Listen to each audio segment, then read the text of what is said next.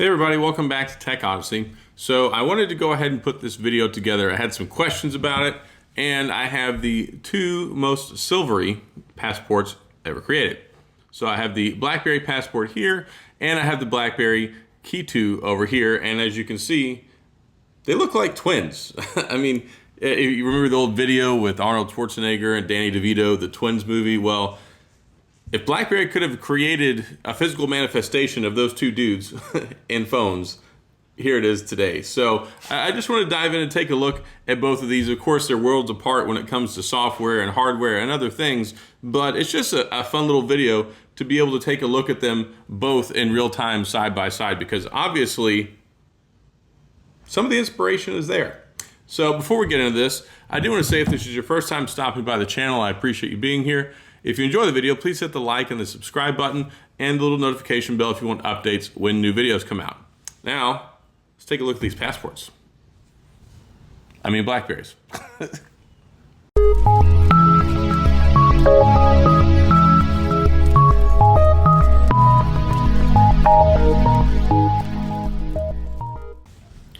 All right, so the first one I want to look at here is the BlackBerry Passport SE, or Silver Edition. Now, this phone was really cool, and I had three different versions of the Passport. I had the black one, I had the white one, and then I got the silver one. So this was a special edition that came out later on. The original one came out in 2014. Then they came out with this later on. They made a couple different changes. For like one, you know, they added a little extra chin down here on the bottom because it made it easier to hold on to and to type. But they made a lot of significant advancements over the previous series of BlackBerry phones. So right here, let's drop that. I have my BlackBerry Q10, and the Q10, the Z10, and the Leap all ran off of the same processor. They had the same amount of RAM. They had the little dual-core 1.5 gigahertz processor with the same 8 megapixel camera, and not a whole lot of special things going on. They never really improved on the hardware. They just made different devices with the same hardware. So this one took things up a notch. It's got stereo speakers on it. You can see the grill down here on the bottom. They're both functional. It even has a little microphone and micro USB spot down there. But they did some really cool things. Of course, widening it, the bigger keyboard, the touch sensitive keyboard. This is the OG whenever it came to that. And that's why we ended up with it over here, because people liked it so much.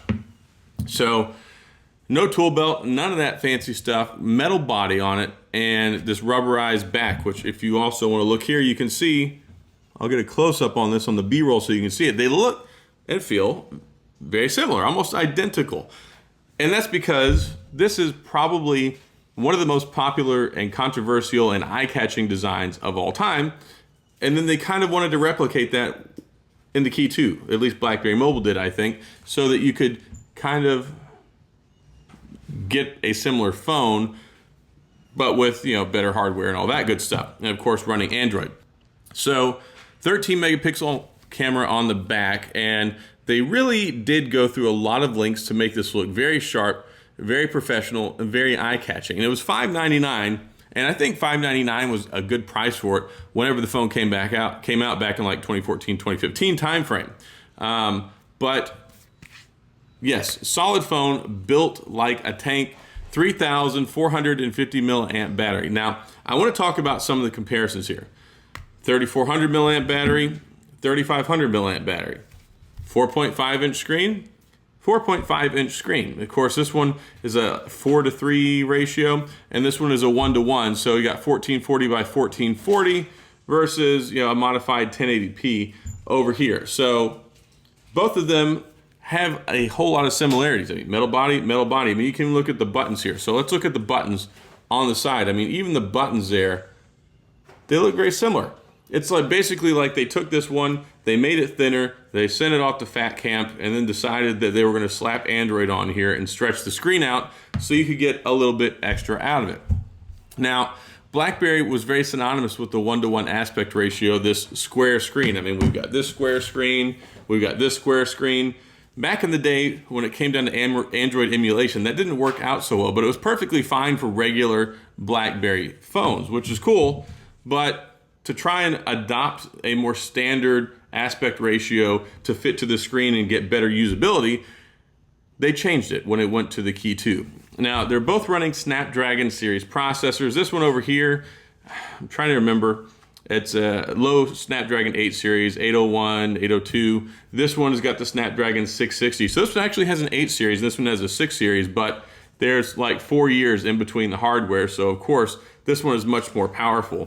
3 gigabytes of RAM, which was also a nice upgrade here. All the other BlackBerry phones like the Z10, the Q10, they all had 2 gigabytes of RAM. So they gave us a more powerful processor. They gave us more memory. They gave us more of everything with the Passport. And it really, really was groundbreaking in the BlackBerry world. Lack of, not really pun intended there, but either way. So then we have enter stage right, the Key 2. So of course, BlackBerry 10 got put on life support, it got shelved. BlackBerry decided after the Priv they weren't going to make any more phones, and a lot of people still really like the Priv. I think it's a pretty novel device. But BlackBerry Mobile was created under the licensing agreement to TCL, and we got the Key 1, and then we got the marvelous Key 2. And I am a big fan of this phone, and I actually have it in black as well, but the silver one, to me, is just the bee's knees. Now, they have a red one as well, very, very pricey.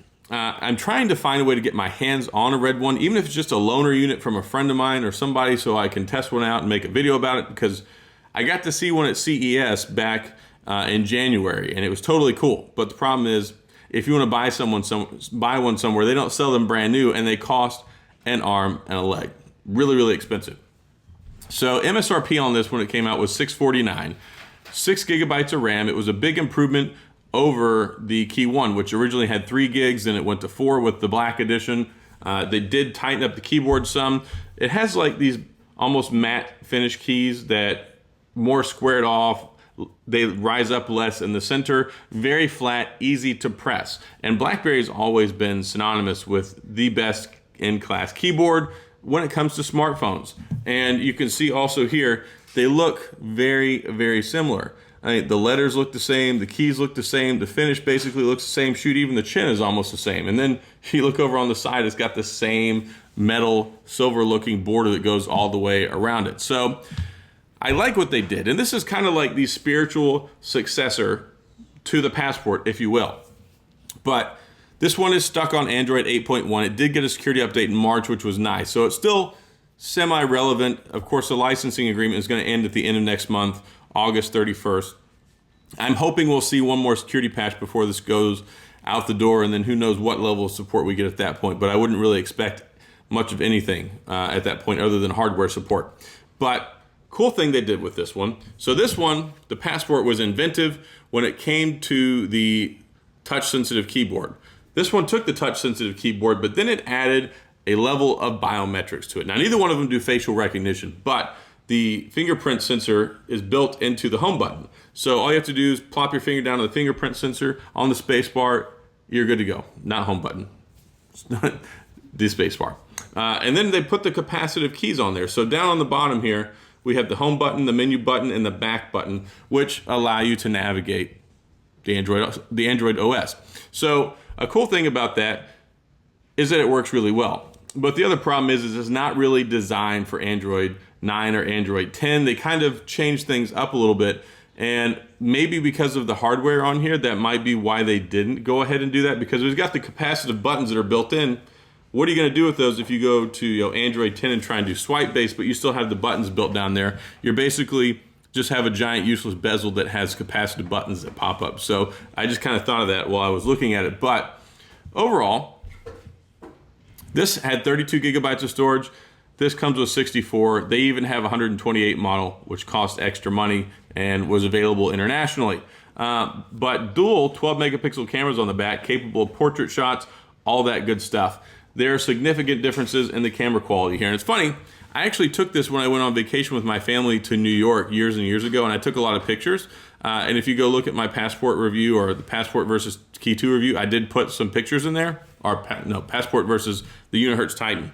So yeah, I see where they were going with this, and I wish that it had been a little bit more popular. I think maybe if they kind of dropped it the price. Maybe if it were $499 or $549 from the get-go, maybe had some wider availability, people would have been a little bit more inclined to pick one up. But sadly, I guess they just didn't sell in the numbers that BlackBerry Mobile wanted them to. Or maybe it was just because TCL is making their own phones under the TCL name now, and maybe they didn't want to compete with themselves in the smartphone sector with similar hardware at similar price points. So I don't really know what happened behind the scenes. I'm hoping that once we get beyond the end of August and move into September, October, maybe we'll get some sort of an announcement from BlackBerry.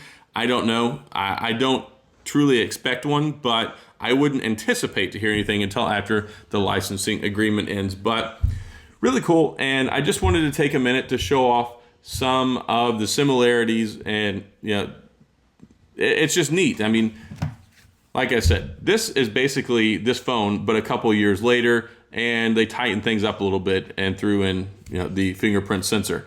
But this surprisingly still works pretty well today, especially when it comes to BlackBerry 10, which is obviously my most favorite operating system ever. Truly enjoyed this phone, and it was nice being able to use it again here recently, going through and doing a bunch of reviews and playing around with the operating system, trying to find ways to still maximize it so other people who are still using them can find ways to use them. And I actually even have another video coming out on that soon with another favorite game of mine on BlackBerry that also is available on Android. So that's about all I got. I just wanted to take a minute so you could see these side by side. And I had this one when it first came out, and then I had to get rid of it, but then I got a black one, and then I wanted another silver one. So now I have the ultimate silver matching pair of BlackBerries. So that's all I've got. If you have any questions or comments, please feel free to leave them down in the comment section. I'll get back with you. If you enjoyed the video, please hit the like and the subscribe button and the little notification bell so you can get updates when new videos come out. As always, thanks for being here. I appreciate you watching, and I'll see you guys next time.